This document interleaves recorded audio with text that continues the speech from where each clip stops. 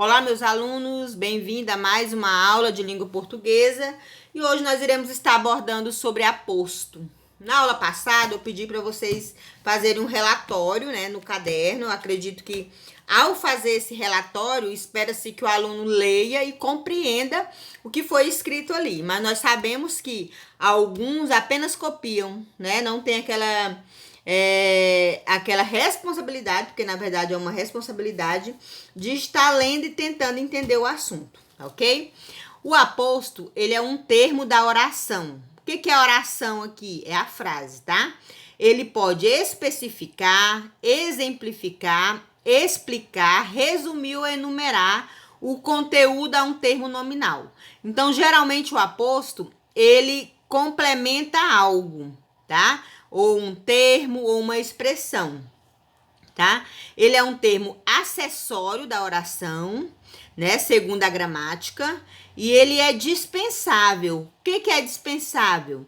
Ele não é, em algumas frases você vai ver que você pode muito bem retirar o aposto de uma frase, por isso que ele é dispensável.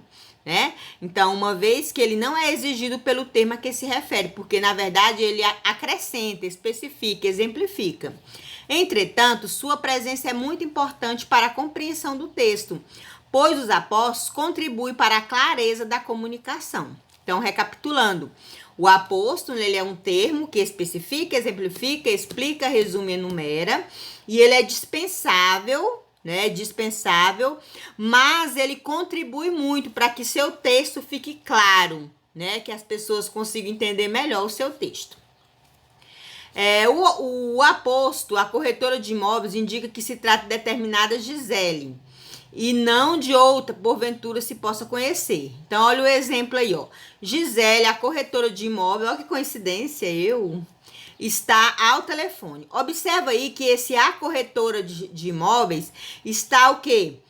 Explicando ou especificando o termo anterior. Então, eu poderia muito bem colocar essa frase assim: Gisele está ao telefone, mas poderia ser qualquer Gisele. Quando eu coloco a corretora de imóveis, eu estou especificando quem é essa Gisele. Então, essa parte aí, ó, a corretora de imóveis, no caso, é o aposto, certo? E como eu falei, ele é dispensável, por isso você poderia tirar, mas a frase não ficaria tão clara. Você poderia pensar que fosse qualquer Gisele, inclusive eu, que não sou corretora de imóveis. Aí vamos para os tipos de aposto. Nós temos o aposto explicativo, enumerativo, comparativo, resumidor e especificativo. Vamos começar pelo explicativo. Zé Cabaleiro, cantor brasileiro, fará um show amanhã em São Paulo. Então, o aposto aí tá em negrito, ó, cantor brasileiro. Esse cantor brasileiro está explicando melhor quem é Zé Cabaleiro, tá? Então, ele explica e ele esclarece o substantivo, no caso, Zé Cabaleiro. Então, esse é um aposto explicativo. Vamos para o enumerativo.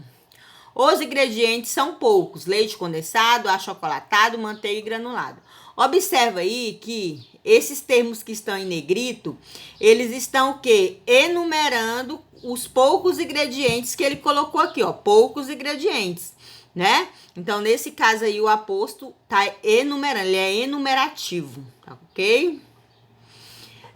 Desse modo, toda vez que houver uma numeração exposta por meio da listagem, com separação por vírgula, geralmente introduzido por 2 pontos, temos um aposto enumerativo. Então, assim, uma dica na escrita. Observa que nós temos aqui os 2 pontos, que vai indicar a numeração, e todos eles foram separados por vírgula, exceto o último, Porque quando é o último, você retira a vírgula e coloca o E para finalizar, ok? Vamos para agora o aposto comparativo. Aquele hotel, um paraíso, está com as hospedagens promocionais. No exemplo, o aposto um paraíso oferece uma informação sobre o hotel, mas de modo a compará-lo indiretamente. Não é diretamente, mas é indiretamente com o quê? Com o paraíso. Está comparando o hotel com um lugar maravilhoso, Quando a gente fala na palavra paraíso em si, a gente pensa num lugar maravilhoso, tá certo? Quando a comparação direta ou indireta tem o objetivo de elucidação, esclarecimento do termo a que ele se refere, há um aposto comparativo. Então, nesse caso aqui, o aposto ele é comparativo porque ele está comparando o hotel com um paraíso, mas assim, não tem o termo como, ou tal quanto, mas intrinsecamente, né, implicitamente dá para entender isso. Vamos para o resumidor. Chuva, vento, trovoada. Nada disso me impediu de sair de casa.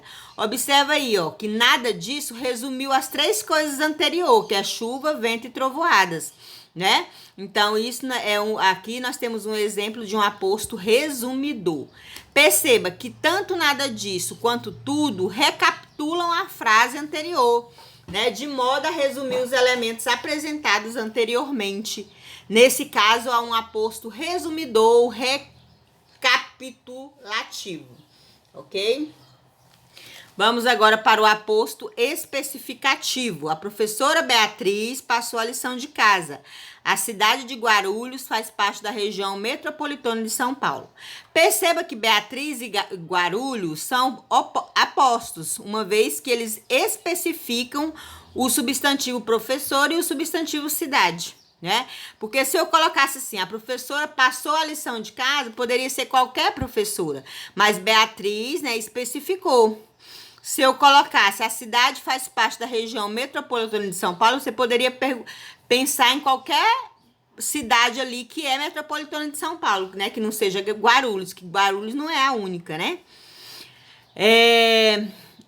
Vamos agora, aí vocês vão, então, só recapitulando, nós temos alguns tipos de aposto: explicativo, enumerativo, comparativo, resumidor e especificativo. Agora vocês vão estar respondendo a atividade do número 1, 2, 3 e 4, que é sobre esse assunto aí, ok? Logo ao terminar, vocês irão estar fazendo o quê? Vão estar lendo esse texto aí, Nosso Gato, e vão estar respondendo as páginas 83, 84 até a 85. Bons trabalhos e qualquer coisa, e vamos voltar para a sala para a gente fazer a correção mais tarde.